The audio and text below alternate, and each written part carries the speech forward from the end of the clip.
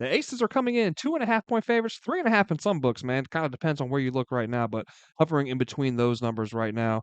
Over under sitting at 159.5. Look, from 14-14 in early August to hosting game one of the finals here, man, just 2 months later. These Aces won 16 straight to close out the season, 17 in a row overall. They're going to come into this one off of that hard fought win over the Indiana Fever, man, in the semifinals. Meanwhile, the Mercury, they took care of business pretty early with Minnesota, and they bring a 2 day rest advantage into this one over the Aces.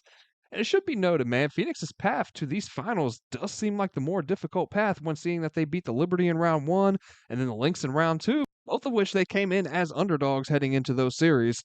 Both of those teams obviously played in the WNBA Finals last year and were predicted by many to make it back this year, if not win it all. And the Aces, on the other hand, looking at them, despite that huge win streak heading into the postseason, they have had fights on their hands, man, as they won the deciding game three in round one over the Storm by just 1 point. And then the Fever, who were already bit in a major way by the injury bug, they then lost Kelsey Mitchell to a leg injury. Aaliyah Boston fouled out, but they still took it to overtime in Game 5 with these aces, right? But Vegas eventually did pull away and get the dub.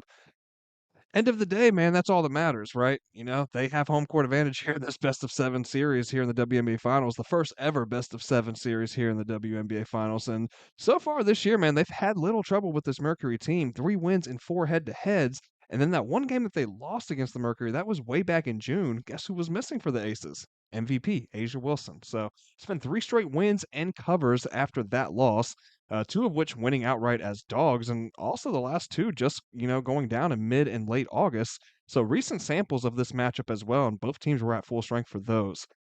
I do think that's key here, man. While the Mercury have looked more impressive in their road to get here to the finals, and while they do have the rest advantage in this one, Vegas had the matchup advantage over the course of the season, and it really boils down to one player, and that's Asia Wilson. All in all, I do like the Aces here in game one. And that's not to take anything away from the Mercury, man, because I think this is going to be a very tight series. And I also think that they could steal a game in Vegas as well. I just don't think that's going to happen here in game one, man. Now, the Mercury are hot, right? Sably is a matchup nightmare. AT is a triple double threat anytime she steps on the court. And Clock Hopper's still that explosive scorer that she's always been, man. And we've seen that more and more as she's worked her way back from injury. But man, I can't bet against Vegas right now. Not with how hot both Wilson and Young have been for these aces. I'm going to lean with Vegas here for game one.